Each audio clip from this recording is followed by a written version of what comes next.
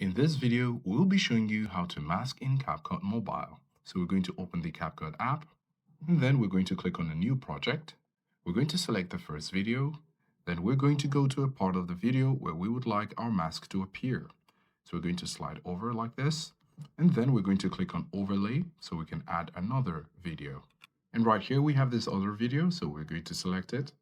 We're going to make this new video to fit in the main frame. And then at the bottom, we're going to look for mask. Here we have mask, we're going to click on it. And then we're going to select the type of transition we would want. We're going to select the first one, which is the horizontal. And then we're going to click on the keyframe here. After clicking on the keyframe, we can see that the keyframe is in the first part of the second video.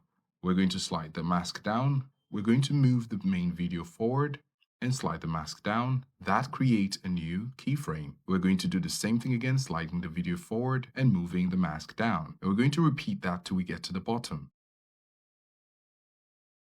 And now when we go back to the beginning and play the video, and there you have it. This is how to mask in CapCut Mobile.